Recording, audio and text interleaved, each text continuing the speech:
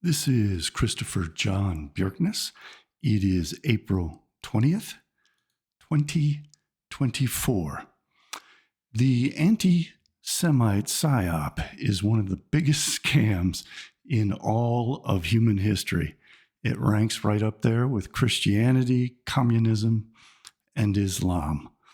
The anti-Semite PSYOP was created by a German Jew named Wilhelm Marr in order to trick Germans into embracing Zionism and communism in the name of fighting off Jewry. The PSYOP reached its apex in Nazi Germany and is again being revived for the benefit of Israel and Russia. So what they do is they fool European peoples into serving the Jewish agenda, the messianic agenda of creating a global government ruled by the Jews from the city of Jerusalem. And they also utilize this anti-Semite PSYOP to prevent Jews from assimilating with Gentiles. It generates segregation and keeps the Jewish people from intermarrying with European people and disappearing in that way. This guy, Wilhelm Marr, wrote a book and effectively coined the term anti-Semitism in the late 1870s after the German Jews were emancipated throughout Germany and were beginning to assimilate, enter into the universities, and they wanted to intermarry with Christians, and they were losing their Jewishness. So this communist revolutionary Jew, Wilhelm Marr, came to the rescue and created the anti-Semite PSYOP. He was one side of the anti-Zionist, anti-Semite coin. The Zionist side was provided by another communist German Jew who was the founder of modern Zionism, Moses Hess. And Moses Hess wrote a book called Rome and Jerusalem, Rome representing Edom, representing Germany, representing the European peoples, and he called for a race war between the Germanic world and Jewry. And then along came Wilhelm Marr with his book on anti-Semitism, his publication, the German Watch, which advocated for the segregation of the Jews and shipping them to guess where? To Palestine. So the solution to the Jewish problem, according to Wilhelm Marr, of these emancipated Jews was to no longer allow them to be emancipated and to force them out of the Germanic world and to move to Palestine. So this guy was of Jewish origin. He was one of the communist revolutionaries who were trying to overthrow all the monarchies of Europe and replace them with socialist governments covertly run by Jews. He had several Jewish wives. He was a complete fraud. After he kicked off the anti-Semite PSYOP, he then retired from what he called the business and left it to others to bring about this race war between the Germanic peoples, the Teutons, and Jewry that culminated in Nazi Germany, which was set up by these same anti-Semite PSYOP in collusion with the Zionists. Another modern, very important figure is Theodor Herzl, who came along and took the place of Moses Hess. And Theodor Herzl said that the anti-Semites would be the Zionists' best friends. So we had this dichotomy of Moses Hess and Wilhelm Marr, two communist Jews, setting up Germany for a race war with Jewry that they intended Germany to lose. And they duped the German peoples into becoming what Marr called specifically anti-Semites. so that they would reverse assimilation and reverse emancipation, as the Nazis did, especially beginning with the Nuremberg laws, and then bring about this race war where millions would be slain and Jews would be forced against their own wishes to flee to Palestine and found the new nation. Mars and Hess's socialism and communism would then be spread across Europe, they hoped, and the Nazis helped Stalin to bring communism all the way right up across Berlin and take over East Germany and all of Eastern Europe when Hitler handed it over to Stalin. So Marr wrote a book in the late 1870s. It was called Der Weg zum Sieger des Germanentums über das Judentum. The path or the way to the victory of the German world over Jewry. And in this book, he advocated for Zionism. And guess what? He advocated for German Christian nationalism. When you listen to Nick Fuentes or Stu Peters, their script sounds a lot like this book that was written by a German Jewish communist who was advocating for Zionism. So on page 4 of this edition I have before me, it was the fourth printing, Berlin, 1880, from Otto Hense's publishers. And it says, Jewry must be isolated. If we seriously want this to happen, it can happen in the most peaceful, legal way, and Israel will improve itself. Or what would be the best improvement? It will emigrate to Palestine. The socio-political Semitic comedy in the Christian German state must finally come to an end, be brought to an end, so that the German Christian state does not itself become a comedy, a joke, a farce. When we return to Christianity, we don't do it for frivolous fun. We're quite serious about it and no longer want the Christian state to be socially and politically Jewish. What Marr was really after was to fulfill this Zionist mission of once again segregating the Jews and forcing them to emigrate to Palestine. His language was repeated by the Nazis, Rosenberg, Frank, Eichmann, Streicher, etc. And I'm going to prove that to you. So this was the model that Moses Hess and Wilhelm Marr created, was to create a race war between the Germans and Jewry and to pit them against one another for the eventual destruction of the power of the German people so that they would help to create a communist empire around the world in fulfillment of Jewish messianic prophecy of a global Jewish government run and headquartered in Jerusalem. And Adolf Hitler pretty much brought that about for them in fulfillment of this anti-Semite PSYOP.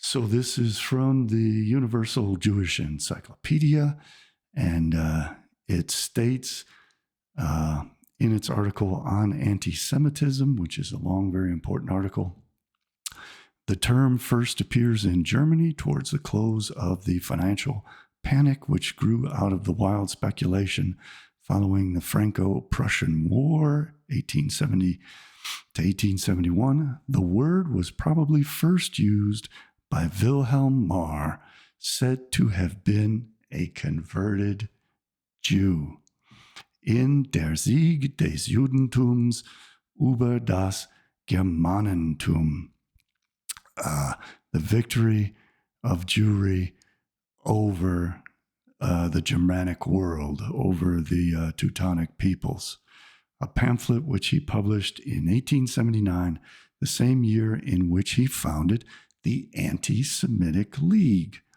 2 years later, he began publication of Zwanglose antisemitische Hefte.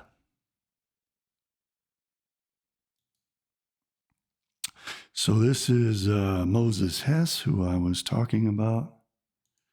And he published the book, Rome and Jerusalem, the Last National Question. And that's where in 1862, he advocated for this race war between the Germanic peoples and Jewry, which eventually was brought about by his fellow Zionists who put Adolf Hitler in power. Once again, Hitler was a Bolshevik and a Zionist, and he succeeded in spreading communism all over Eastern Europe, spreading it to China, spreading it to the European colonies in Asia, and they were successful. The anti-Semite PSYOP succeeded. It is now being repeated once again after reaching its height in Nazi Germany.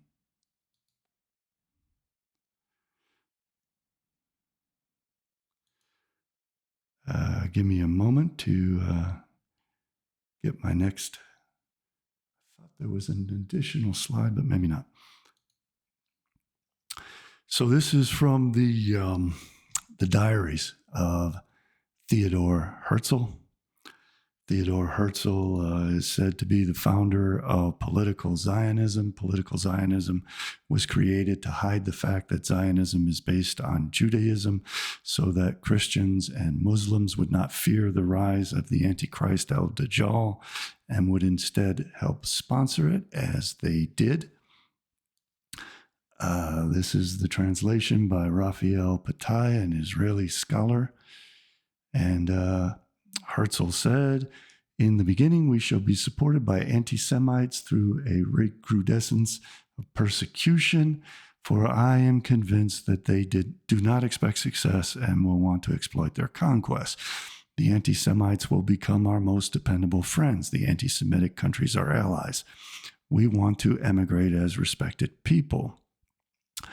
Gentlemen, the conceivable form of voluntary liquidation of the Rothschild fortune could take is the one about which I have been talking to you for so long, the emigration of the Jews." The Balfour Declaration was addressed directly to Lord Walter Rothschild. "I have told you we want to let respectable anti-Semites participate in our project, respecting their independence, which is valuable to us as a sort of people's control authority. Present-day anti-Semitism can only in a very few places be taken for the old religious intolerance. If you want, you can pause the video and read through all of this. My strange adherent, the Pressburg anti-Semite Ivan Simoni, came to see me, a sexagenarian, a mercurial, loquacious man with an astonishing amount of sympathy for the Jews." Again, anti-Semitism as a formal movement was created by a German Jewish communist with Jewish wives to dupe Gentiles into serving the Jewish agenda in the name of fighting it, and to become communists and Zionists in the name of fighting off Jewry and instead destroying all European countries, making them communist and creating the nation of Israel and forcing the Jews to move there, preserving the Jewish people by segregating them, etc., etc. So this is what Herzl said at the First Zionist Congress. The feeling of the communion of which we have been so bitterly accused had commenced to weaken. In other words, when they were emancipated, they started to assimilate and disappear. When anti-Semitism attacked us, anti-Semitism has restored it. Wilhelm Marr restored the feeling of communion and community among Jews. We have, so to speak, gone home. Here's a newspaper clipping stating that Hitler was a Zionist. German rule sends Jews back to Palestine. Hitler is looked on as the most effective Zionist they have. Many German Jews were seeking to enter Palestine after Hitler rose to power in 1933. By 1934, the transfer agreement that was designed by Theodor Herzl was put into play by Hitler, and many Jews were emigrating to Palestine. This quotes 50,000. By the end, it was well over 60,000, which was the targeted number to create the nation of Israel. These were highly sophisticated, well-educated, professional German Jews, some of the brightest, best educated, most cultured people on earth at that time. Hitler was placed in power to play the role of Haman, the Amalekite, who united the Jewish people and made them rulers of the Persian Empire through Esther, the crypto-Jew, who was queen of the Persian Empire under Ahasuerus, the Gentile king of the Persian Empire. Haman united the Jews and enabled the Jews to take over the government of that empire and commit genocide against the Amalekites. Germans and Hitler were called Haman and the Amalekites. And this scheme is a very old scheme that was found in the Talmud, as I pointed out 25 years ago, in Tractate Sanhedrin, folio 97b of the Babylonian Talmud. Rabbi Yehoshua said to him, "If they," meaning the Jews, "do not repent, will they not be redeemed at all? Rather, the Holy One, blessed be He, will establish a king for them, whose decrees are as harsh as those issued by Haman, and the Jewish people will have no choice but to repent, and this will restore them to the right path." That Haman was Adolf Hitler, put into power by Zionist and communist Jews to restore Jews to Palestine by acting like Haman. At the end of the war, the top 10 Nazis were hanged like Haman's sons. Julius Streicher screamed in 1946 that this was Purim Fest. 1946, Purim is the holiday when they celebrate the hanging of Haman and his 10 sons. Herzl said, "I observed the Jewish problem from many sides. What would you say, for example, if I did not deny there are good aspects of anti-Semitism? The good aspects were put forward by Wilhelm Marr in the anti-Semite PSYOP. He coined the term, he trademarked it, hallmarked it. I say that anti-Semitism will educate the Jews in 50 years. If we still have the same social order, it will have brought forth a fine and presentable generation of Jews endowed with a delicate, extremely sensitive feeling for honor and the like, and a strong desire to run away from Hitler to Palestine." Lenny Brenner did yeoman's work exposing a lot of this in his books, Zionism in the Age of the Dictators and 51 Documents. He quoted Nachman Beilich. Hitlerism has perhaps saved German Jewry, which was being assimilated into annihilation. At the same time, it has made the world so conscious of the Jewish problem that they can no longer ignore it. The Zionists celebrated their puppet, Adolf Hitler, while this was going on.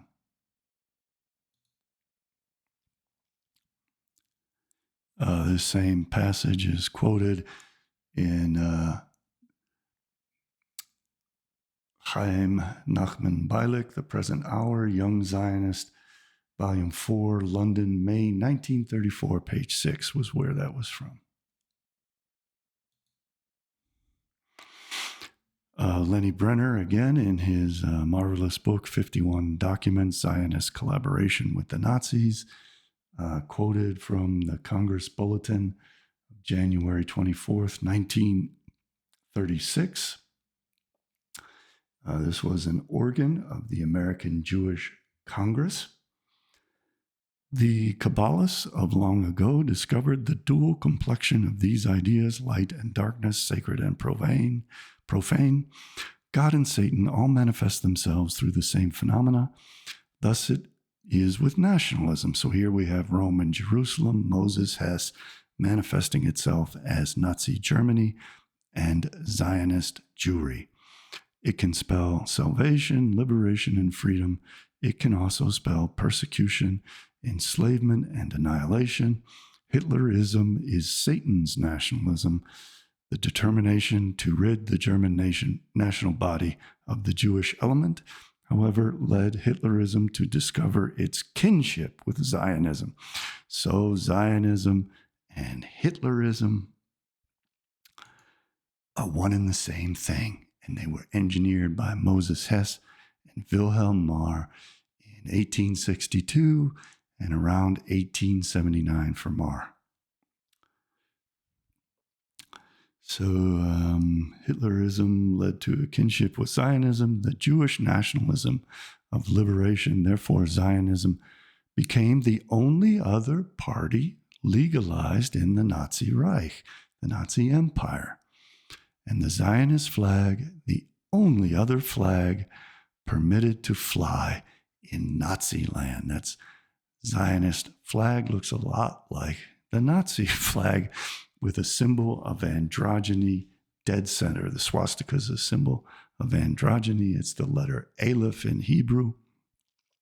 And the Star of David is likewise a phallus pointing upwards and a womb pointing downwards to signify androgyny. This was all a Kabbalistic play act to spread communism all over the world and create the nation of Israel.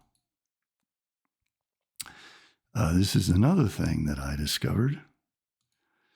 Albert Einstein's friend, Paul Ehrenfest, knew in 1920 that the Zionists had commissioned Hitler Haman to attack the Jews. And he wrote to Einstein in 1920, something quite discontinuous. Hitler didn't come to power till 1933. Something quite discontinuous is about to happen in Europe now. Isn't that true? And on this occasion, a devil will surely come, Haman Hitler, on special commission. Commission from who? The Zionist and Communist Jews. To grab all Jews in Europe uniformly and synchronously by the scruff of the neck and give them a tremendous shake.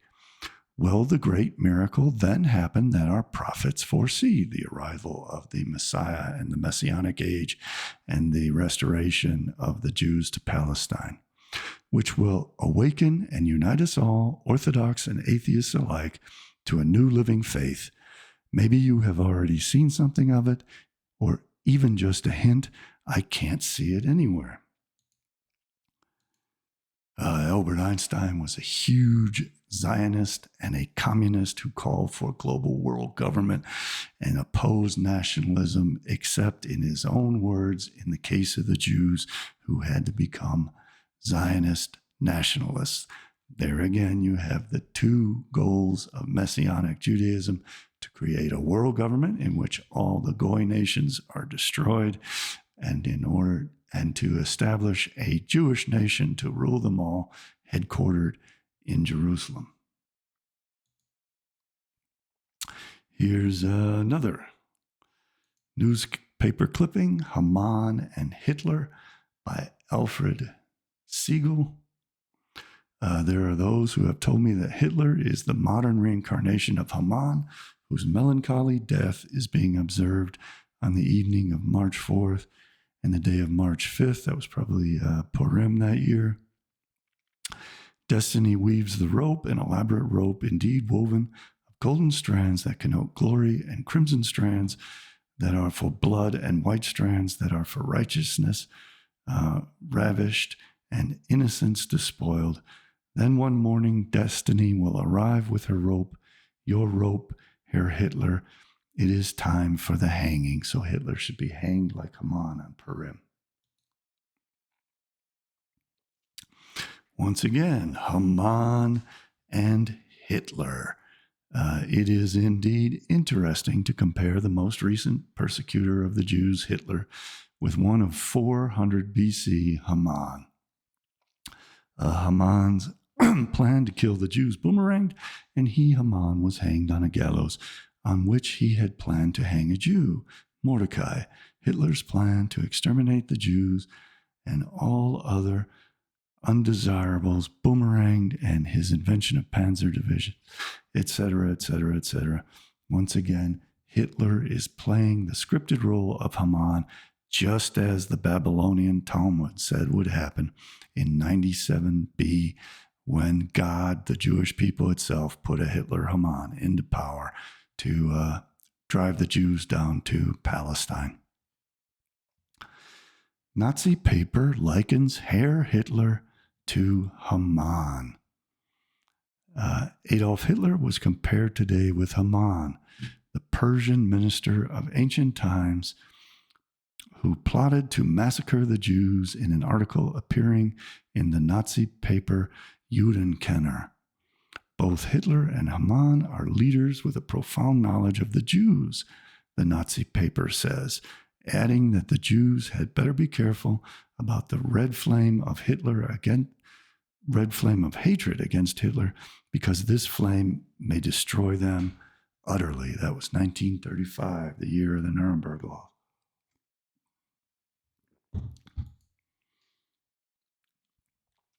Here is a big-time Zionist, Chaim Greenberg. And he wrote, there was a time when it used to be the fashion for Zionist speakers, including the writer, meaning himself, Chaim Greenberg, big-time Zionist, to declare from the platform that to be a good Zionist, one must first be somewhat of an anti-Semite. Zionism and anti-Semitism were created by a Zionist Jew, and they are one and the same thing. The Sentinel quoted another huge, big-time Zionist, Emil Ludwig. And Ludwig said in an animated spirit, Hitler will be forgiven in a few years, but he will have a beautiful monument in Palestine, the creation of the Jewish state, you know. And here the biographer-historian seemed to assume the role of a patriarchal Jew. The coming of the Nazis was rather a welcome thing. They welcomed it. They created it. So many of our German Jews were hovering between the two coasts. So many of them were riding the treacherous current between the Scylla of assimilation and the Charybdis of a nodding acquaintance with Jewish things. Thousands who seemed to be completely lost to Judaism were brought back to the fold by Hitler, and for that I am personally very grateful to him. The emancipation of the Jews was reversed by Hitler, just as the Zionist communist Jew Wilhelm Marr planned.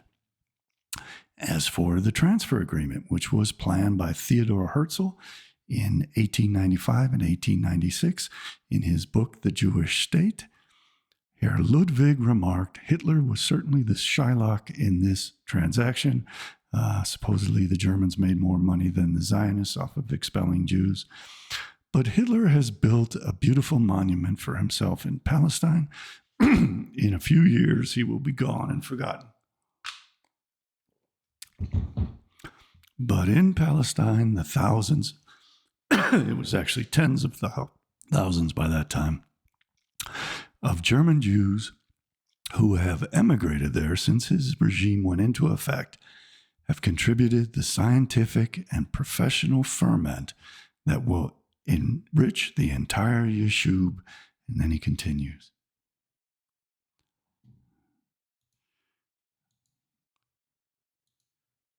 should be becoming clear. This was a plan. This was the anti-Semite PSYOP, which is being played on Americans again today by communists who are funded and led by the Israelis and the Russians to screw over America, to create a new anti-Semitic movement.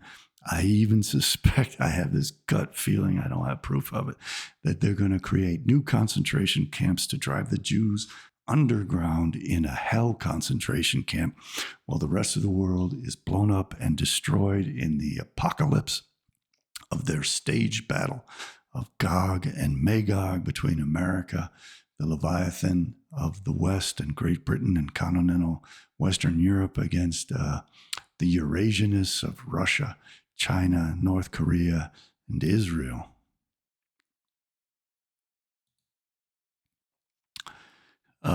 Douglas Reed, certainly not a Zionist at the time he wrote this book, recalled when he was in Prague in 1939 that they were calling Hitler the Jewish Messiah.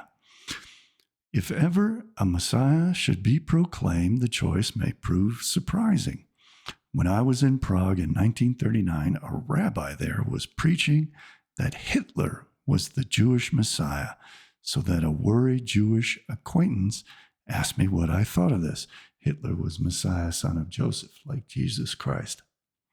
And he carried a whip, just like Jesus Christ. Jesus Christ chased the Jews into the diaspora so that they could steal all of the Tiferes and Oids, beauty and might, and all of the Kedusha, the sparks of holiness of all the Gentile nations, steal them, suck the life force out of the Gentile world, and allow the Jews to steal it and keep it for themselves. And then after that had been done, Hitler, with the same whip as Messiah, son of Joseph, was to chase the Jews back down into Palestine out of the diaspora to fulfill the end of that 2,000 years of the Gentile times, in which they were subverted in order to prepare the way for Messiah, son of David, who is now slated to come and rule the world from Jerusalem, that Jerusalem Israelite empire that Adolf Hitler created.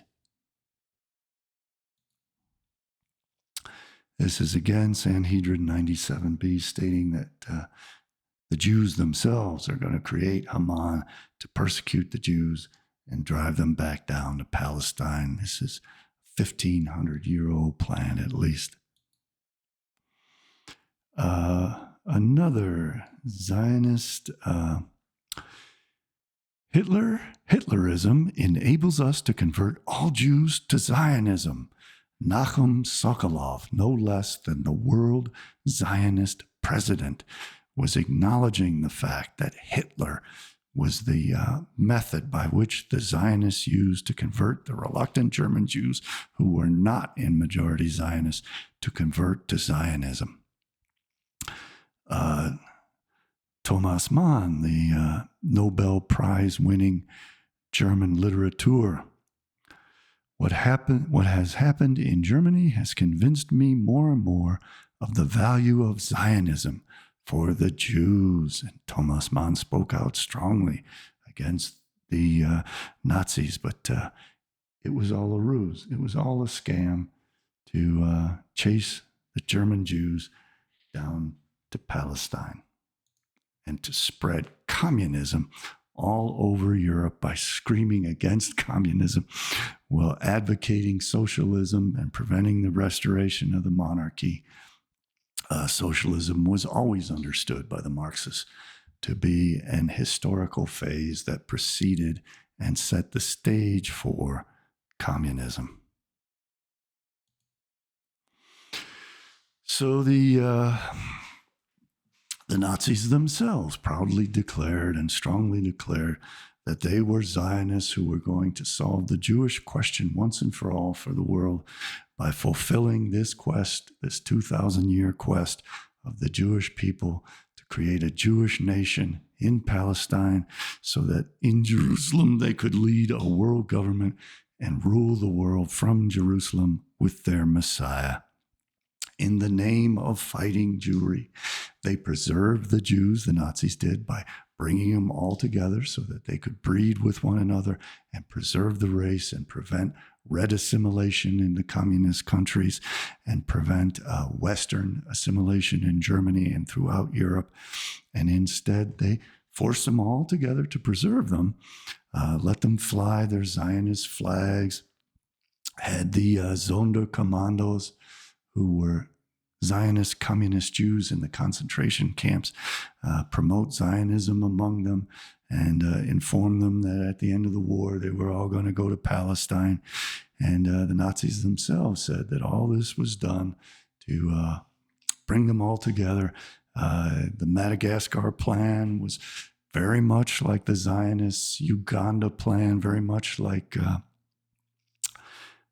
what was his name? Manuel Mordecai Noah's plan in America in the early 1800s, I think starting out around 1818 to bring all the Jews into a colony in America. But the goal was always to eventually transplant them to Palestine, and Eichmann and the Madagascar plan was just a repetition of that, to initially segregate them and preserve them and keep them Jewish, restoring them a faith in Judaism, and to segregate them and bring them all together into one tribe so that eventually they would then transfer to Palestine. It was never meant to keep them in Madagascar forever. That's a farce. It was always meant to bring them to Palestine, which is what they did with the transfer agreement. So this is from Jewish Telegraph Agency. One of the biggest Zionists in Nazism was Adolf Eichmann. Henneke Kardel said that in his book, Adolf Hitler, Begründer Israels, Adolf Hitler, founder of Israel, that Eichmann was a full-blooded 100% Jew. He looked very much like that. Eichmann claims he had many Jewish relatives, says he is no Jewish hater. He also expressly stated that he was a Zionist. We see this same anti-Semite PSYOP being played in Ukraine. Azov Brigade is brought out by Putin and Marjorie Taylor Greene and many others as supposed Nazis running Ukraine, even though Volodymyr Zelensky is Jewish president of Ukraine. And the Azov Battalion, these supposed wretched Nazis, have several Jewish members. The Jewish body VOD wanted U.S. funding for their Jewish Azov Nazi regiment. Some Ukrainian Jewish people support and serve in the Azov regiment. They have a rabbi in their regiment. A 2018 BBC report gave the example of one of its most prominent members, co-founder Nathan Kazan, a leader of the Jewish Hundreds during the 2013 Euromaidan protests in Kyiv. Kazan and his supporters in the regiment often display the flag of the Ukrainian insurgent army with a Star of David added onto it. So it was co-founded by a Jewish Ukrainian billionaire. Ihor Kolomoisky was the main source of Azov's funding before it was incorporated into the National Guard. Exact same thing happened with Adolf Hitler. And the same thing is going on in America with these Christian nationalists who fulfill that quest of Wilhelm Marr. Wilhelm Marr's book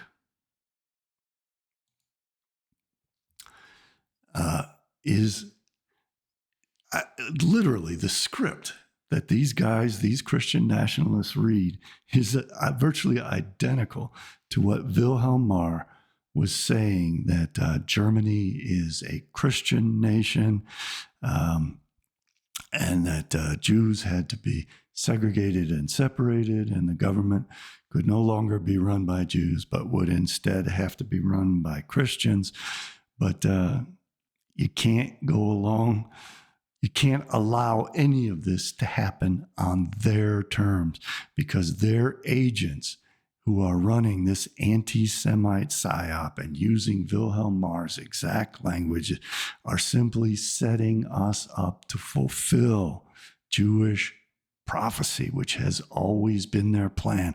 That's why they emphasize that it has to be Christian, because Christians' minds are easily turned off, and they are led by the man that the Jews conceive to be Satan himself. So they are doomed to hell and destruction. That's why they want anti-Semitism to be associated with Christianity. It was the whole reason Christianity was created in the first place, was to provide this segregation of Jewry and to provide a controlled opposition enemy in the form of a Jewish Messiah, so that when the real Jewish Messiah, Mashiach ben David, as opposed to Mashiach ben Yosef, arrives, the world will have been conditioned through this psychological warfare of Christianity, Islam, communism, and the anti-Semite PSYOP to accept a one world government, a communist world, and the nation of Israel leading that government from the capital of their Jewish world government, Jerusalem. And it was Adolf Hitler who helped establish what is going to be Jerusalem as the capital of the world government. It was Adolf Hitler who preserved the Jewish people who were disappearing through red assimilation and Western assimilation. And it was Adolf Hitler who spread communism and allowed Stalin to spread it all over Eastern Europe, into China. It's taking over India. It's all over North Korea is communist. The Scandinavian countries are very heavily Marxist.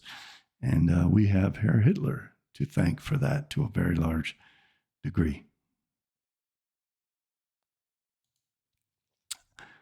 And we have that same pattern in the Azov Brigade and among American neo-Nazis who were funded and helped created by the KGB, and Putin and Dugin have been heavily involved with fake neo-Nazi movements around the world, all to spread communism and Zionism and the segregation of the Jews and the restoration of the Jews to Palestine, and this war of Gog and Magog, so that these Nazis provide the pretext for Putin and Dugin for the denazification and extermination of the Edomite Europeans, which has begun in Ukraine, where they are claiming that they are there to completely exterminate the Ukrainian people in the name of denazification. They are setting up Americans and Western continental Europeans to be identified by the communists as if fascists and as if Nazis, so that they feel they are justified in exterminating us in the name of denazification. But they are the ones who create the Nazification. That is the anti-Semite PSYOP. That was the anti-Semite PSYOP from the beginning, when it was first conceptualized and put into print by the Jewish communist Zionist Wilhelm Marr. Frank Collin, whose father's initial name was Cohen, was a homosexual pedophile, and he led the Zionists threatened marches in Skokie and created a big brouhaha right at the time that the Holocaust movies were getting kicked off, and created all kinds of support for Israel and pro-Jewish support, and really helped to strengthen that Holocaust narrative. And that was another part of the anti-Semite PSYOP, is the kosher Nazi, the Jew who parades himself as a Nazi to create a raison d'etre for the Jewish defense organizations, the alphabet agencies of Jewry, to dominate American politics and world politics.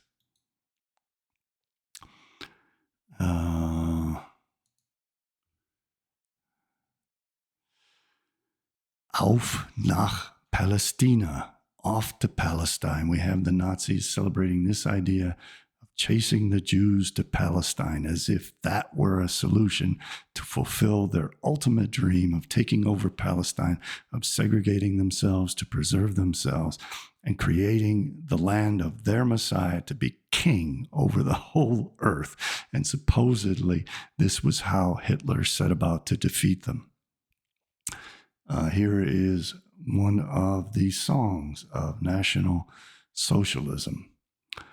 Throw out the entire band of Jews, throw them out of our fatherland, send them back to Jerusalem, where they will again be among themselves and their tribe. Throw out the entire gang of Jews, throw them out with their hook noses, send them back to Jerusalem, where they will again be among themselves and their tribe. So the Nazi solution was to do the ultimate bidding of Zionist Jews, to throw them out, to prevent assimilation, to preserve them, to get them to breed with one another, to get them to return to Judaism, and to fulfill their ancient quest to steal the land of Palestine from the indigenous peoples and make it the capital of their world empire so that they could crown their king to be ruler over the earth and exterminate all Europeans, all the Edomites, all the Romans, all the Germans, everyone of European descent. And it was Adolf Hitler who was pushing hard for that, and Adolf Hitler who created that. How could anyone who authentically claimed to be fighting the Jewish agenda personally take charge of manifesting itself and ensuring it succeed so that the Jewish people were guaranteed to survive, guaranteed absolute segregation in what Herzl called the world ghetto of Jerusalem, which they always intended to be their world capital, to be the capital of their king, who would then, as the Old Testament says over and over and over again, completely exterminate the Edomites, who Hitler knew very well were modern Europeans and the West.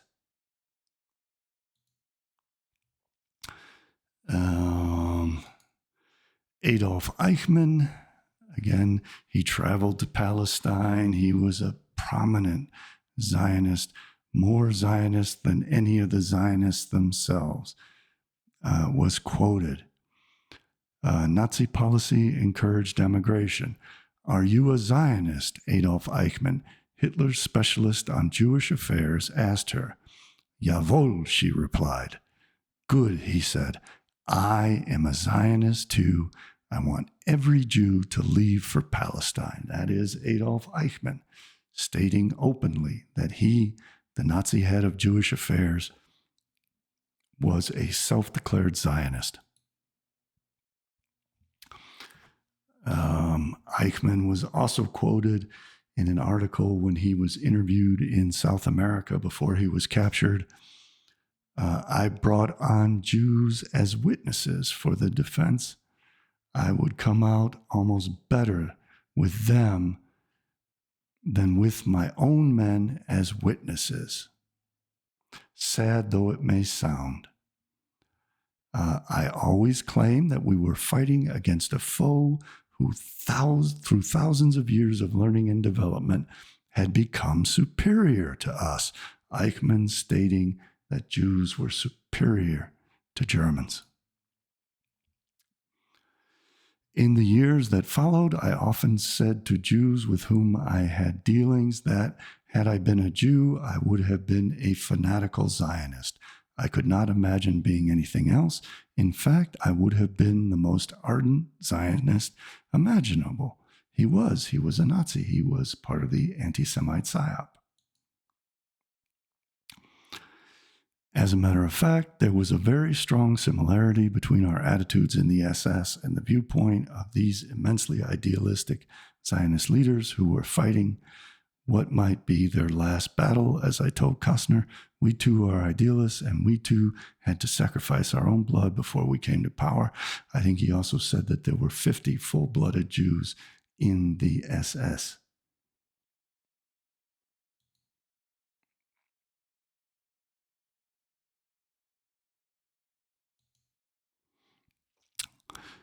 This was Dr. Hans Frank. He was Hitler's Jewish lawyer. He was involved in the concentration camps in Poland, and he expressly stated that the entire goal of Nazism was Zionism. in the Juristische Volkenschrift, he wrote, there are around 600,000 Jews for every 63 million Germans. In full compliance with the orientation of the will of National Socialism, the security and the lives of the Jews in Germany are not at risk from a state, imperial, and also legal perspective. That could be a quote right out of Wilhelm Marr's book.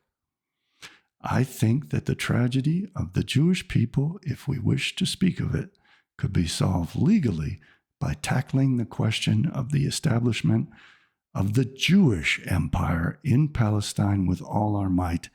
What is the Jewish empire?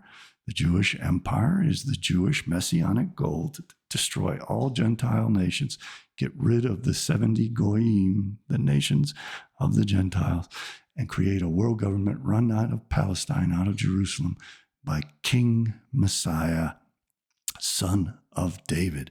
And all that's about to happen right now. And all that was predicted by Hitler's Jewish lawyer, Dr. Hans Frank. Let's go back.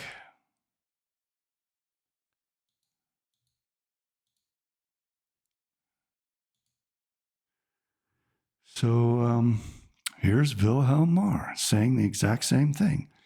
It can happen in the most peaceful, legal way, and Israel will improve itself. Or what would be the best improvement? It will emigrate to Palestine. Exactly what Hitler's Jewish lawyer,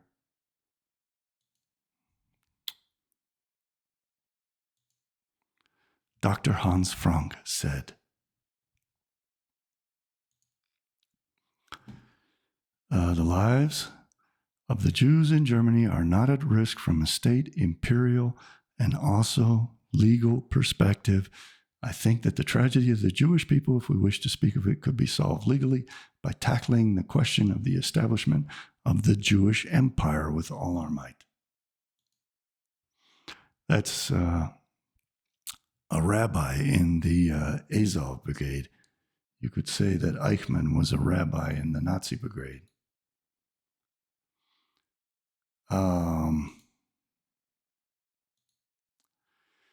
After World War II, after Hitler helped spread communism all over, including Czechoslovakia, which Edvard Beneš said that Hitler was put in power to do, was to bring the Soviet Union right up to the borders of Germany and Czechoslovakia would itself become communist due to Adolf Hitler.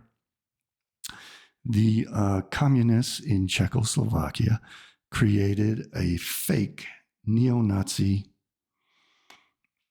organization called the Kampfverband für Unabhängiges Deutschland, the fighting group for an independent Germany. And this was run by the communists, just as Putin runs all the neo-Nazi organizations in the world, together with the Israelis and Mossad and the Jewish alphabet agencies, as the anti-Semite PSYOP. And just like what Putin is doing today, so that he can claim the moral authority to denazify Europe and exterminate the European peoples around the world, this was a PSYOP to make it appear that the Western Germans were still Nazis, and that therefore the communists had a right to destroy Western Germany, and that the West was all fascist and Nazi. This was a letter that they put out in very poor German with many mistakes in it. And it was an obvious setup. They set up bombings and assassinations, again, all to make the West look bad, just as these neo-Nazi clowns running around, throwing up their Heil Hitler salutes, shouting Sieg Heil, victory, and Hail Hitler. It's all the same game. They've been playing it for hundreds of years, and it was set up by Wilhelm Marr to forward the interests of communism and Zionism. It is the anti-Semite PSYOP. Now, I'm not saying that we don't have a right to protect our interests. What I'm saying is that we don't protect our interests by following their agenda and doing everything on their terms and following the leaders that they put us forth, who are actually communist Zionist subverters who are out to destroy us and had successfully destroyed Germany in World War II, as Wilhelm Marr and Moses Hess always planned in the race war between the Germanic peoples and Jewry. This is a very good article by Klaus Polkane. The Secret Contacts, Zionism and Nazi Germany, 1933 to 1941. This, together with Lenny Brenner's books and Henneke Cardell's books, Adolf Hitler, Founder of Israel, is what really educated me as to what actually happened during World War II. The Nazis tried to claim moral authority, and they were phonies, just like today's alt-right has many homosexuals who are gay bashers and many Jews who are Jew baiters. The Nazis had many Jewish top leaders and many homosexual top leaders who were both gay bashers and Jew baiters. And the most prominent example was Ernst Röhm. He probably wasn't Jewish, but he was most certainly a flamboyant homosexual.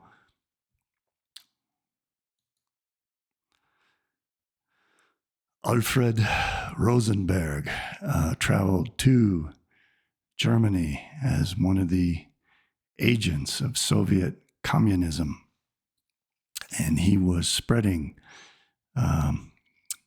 Mr. Marr's Jewish anti-Semitism and continuing the anti-Semite official movement that Marr had begun. And he stated in his book, Die Spur des Juden im Wandel der Zeiten, Zionism must be actively supported in order to transport a certain number of German Jews to Palestine or generally across the border every year. This man stood in for Hitler when Hitler was in prison for the beer hall putsch. This man took over as the substitute Führer, the substitute leader of the Nazi movement. And even before he joined the Nazi movement in 1920, he was a self-professed Zionist. The Stasi, the East German secret police who ran the worst surveillance state in history at that point, getting people to denounce their children, getting children to denounce their parents, friends, to turn one another. It was run by Jews, of course, and it was in some senses even worse than the Cheka, though they didn't slaughter nearly so many people as the Cheka and the KGB. But they did make life in East Germany an absolute hell, and they did mind screw the German people daily, and they created fake neo-Nazi movements around the world, and especially in West Germany, the same way that Putin and Alexander Dugin create and sponsor these fake neo-Nazi movements as part of the anti-Semite PSYOP. And this is from Wikipedia's article on the Stasi. The Stasi ordered a campaign in which cemeteries and other Jewish sites in West Germany were smeared with swastikas and other Nazi symbols. We see Jews doing that around the world to create sympathy for their cause. Funds were channeled to a small Western and to create hatred for Western Europeans, for the Edomites, by scapegoating them for these fake fraud crimes to make themselves appear victims and to stigmatize European people as if hateful Nazis. West German group for it to defend Adolf Eichmann. The Stasi channeled large amounts of money to neo-Nazi groups in the West, just like Putin does. Putin was a major in the Stasi and learned all this there, with the purpose of discrediting the West and providing a pretext for denazification, just as Putin is committing genocide in the Ukraine with his Jewish Nazis. The Stasi allowed the wanted West German neo-Nazi Ottfried Hepp to hide in East Germany and then provided him with a new identity so that he could live in the Middle East. Erich Mielke and Markus Wolf. Markus Wolf was one of the heads of the Stasi and was Jewish, who was, ironically, of German Jewish descent, used false flag recruitment to secretly organize and finance neo-Nazi organizations. This Stasi agent sent letters to West German neo-Nazis and Waffen-SS veterans, urging them to protest the trial and donate money to pay for Eichmann's defense. This was done in order to lend credibility to communist propaganda, which alleged throughout the Cold War that West Germany was a fascist and neo-Nazi country.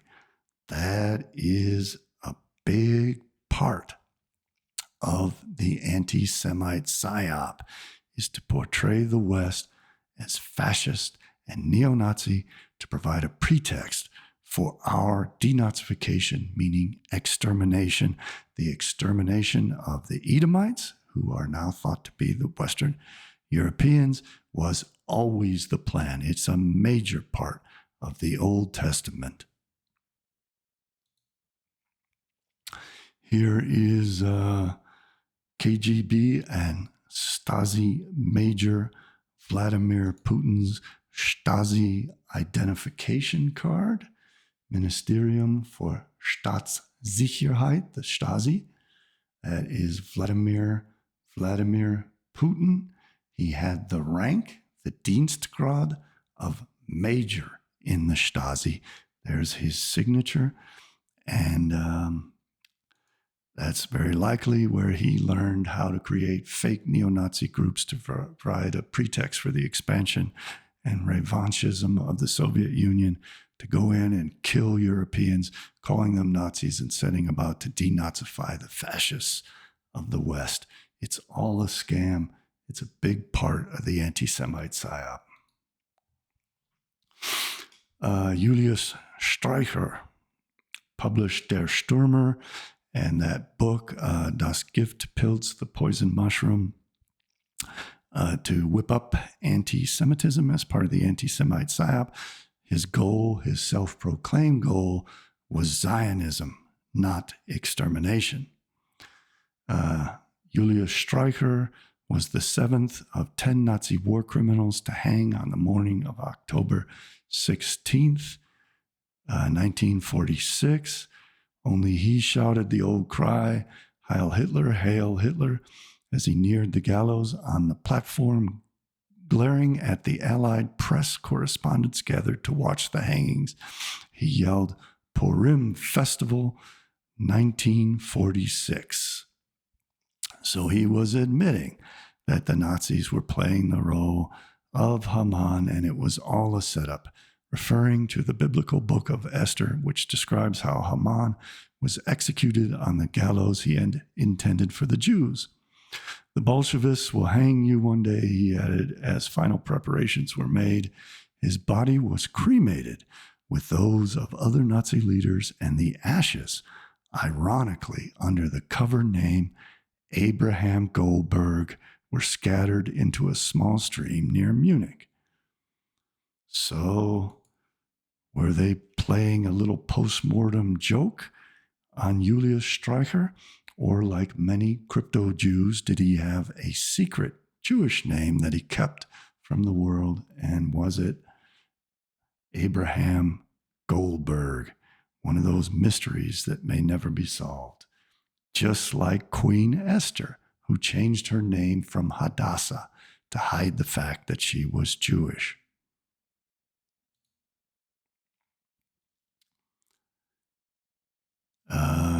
Julius Streicher, supposedly the Judenvernichter, the destroyer of the Jews. From 1934 to 1938, Gauleiter Streicher employed the Jew Jonas Volk as contributor to the Stürmer.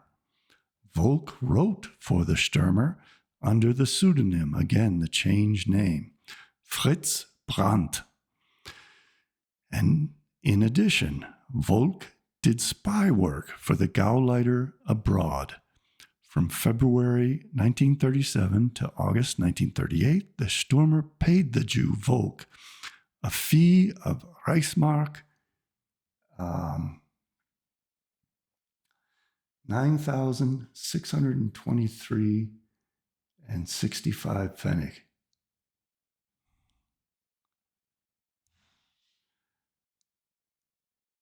No, I'm sorry. 8,262.39. Volk was previously convicted 6 times, among other things, with loss of civic rights. It is especially significant that Streicher had the Jew Volk paid by the Frankische Tageszeitung, Frankish Daily, from 1934 to 1937. The Frankische Tageszeitung paid Volk the sum of Reichsmark 9,623.65. So, Streicher had Jews working for him, his illustrators, and the writers of his articles in Der Stürmer were running this anti-Semite PSYOP to promote communism, prevent assimilation, preserve the Jews, and promote Zionism to drive the Jews to Palestine to create the capital of the Jewish world empire. At his trial in Nuremberg, Streicher stated under questioning, "I have repeatedly emphasized the fact that the Jews should serve as an example to every race, for they created a racial law for themselves, the law of Moses, which says, if you come into a foreign land, you shall not take unto yourself foreign women." And that, gentlemen, is of tremendous importance in judging the Nuremberg laws. These laws of the Jews were taken as a model for these laws, when, after centuries, the Jewish lawgiver Ezra discovered that notwithstanding many Jews had married non-Jewish women, those marriages were dissolved. That was the beginning of Jewry, which, because it introduced these racial laws, has survived throughout the centuries, while all other races and civilizations have perished. Ezra talked about the holy seed, the divine seed of the Jews. He ripped out his hair and his beard and tore his clothing when Jews would intermarry with Gentiles and spoil the holy seed of the divine people of the Jews. And the Germans preserved the Jews in the same way that Ezra did, based on the same story, based on the same laws, and they reenacted Mosaic law as the Nuremberg laws. They were more Zionist and more Jewish than the Zionists and Jews. Dr. Marx asked Streicher, "Were you of the opinion that the 1935 legislation, the Nuremberg laws, represented the final solution of the Jewish question by the state?" Julius Streicher, Abraham Kohlberg, the guy who hired Jonas Volk and other Jews to work for Der Stürmer and to be illustrators and article writers. Streicher, with reservations, yes, I was convinced that if the party program was carried out, the Jewish question would be solved. The Jews became German citizens in 1848, and that was part of that emancipation process that happened in Prussia much earlier, I think starting around 1818, and then carried through all the way to 1871 when they were all completely emancipated. Their rights as citizens were taken from them by these laws. They undid that, just as Wilhelm Marr wanted them to do. Sexual intercourse was prohibited. For me, that preserved the Jews. They were preserving that which they pretended to fight against, and they were creating the capital of its global empire, which they had been calling for 2,500 years, and which Streicher knew better than anyone, because in Der Stürmer they would quote from the Old Testament, the Talmud, and Kabbalah. And also Rosenberg would quote from, he was very knowledgeable of the Zohar and Kabbalah and the Talmud. The Jews became German citizens in 1848. Their rights as citizens were taken from them by these laws. Sexual intercourse was prohibited. For me, this represented the solution of the Jewish problem in Germany. Solution of the Jewish problem in Germany was solved by Mosaic laws pursuant to Ezra's wishes. But I believe that the creator of the Jewish temple, and they're now going to create another Jewish temple. But I believe that another international solution would still be found, and that someday discussions would take place between the various states with regards to the demands made by Zionism. These demands aimed at a Jewish state. So the ultimate solution to the Jewish question, according to the Judenvernichter, the greatest foe of the Jewish people, was the fulfillment of their ultimate aim to segregate themselves, preserve themselves, and create the hub, the center, the capital of the global Jewish empire that would then destroy Edom and kill off the German people and all European peoples completely, as Streicher knew better than anyone else. Here's another place you can find those same quotes.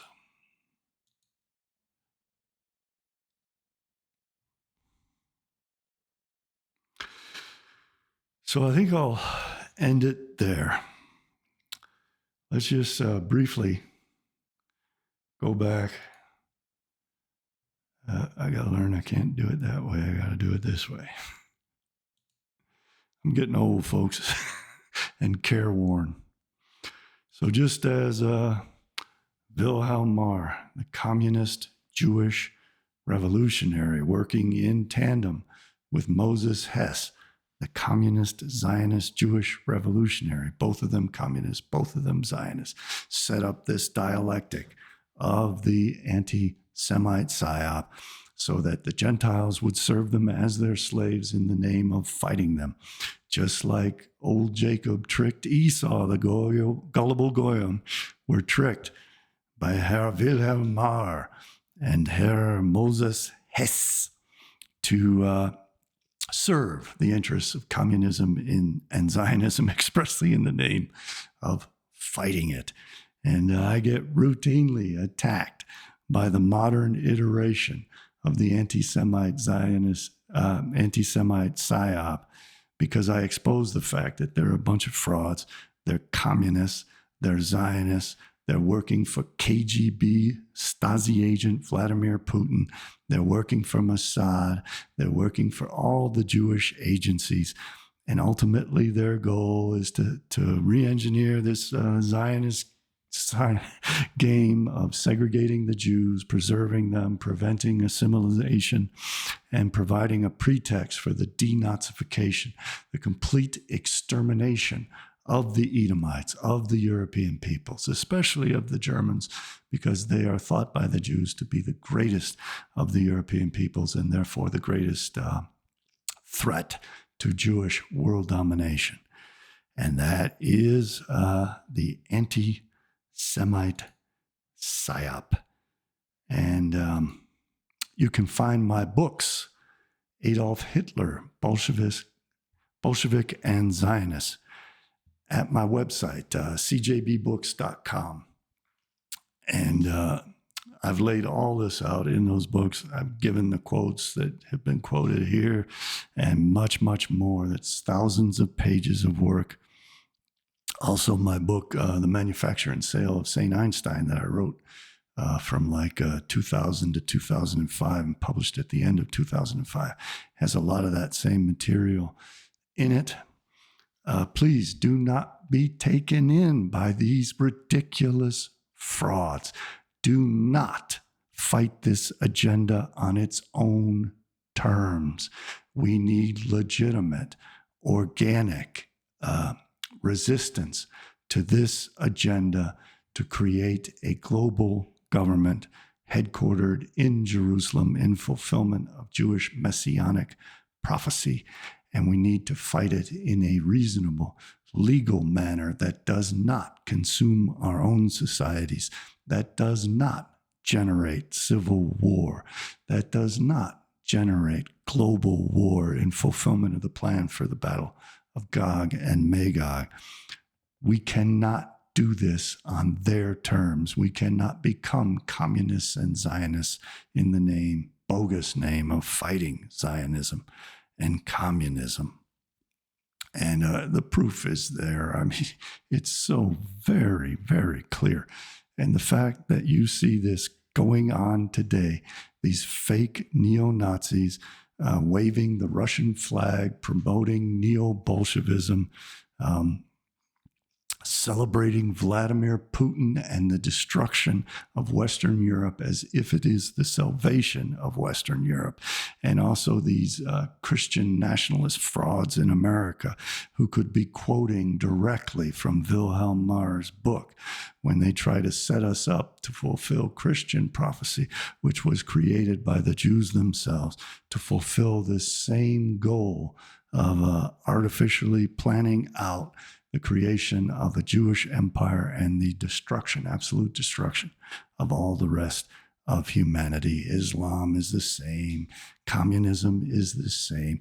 It's all engineered to fulfill this exact same plan and to give the instructions and the script to each of these unique players in this plan to do the bidding of this agenda. I want to thank you all very much for watching. I want to thank my donors. I am deeply grateful to you good people for helping me to make this production and to once again warn people about this damnable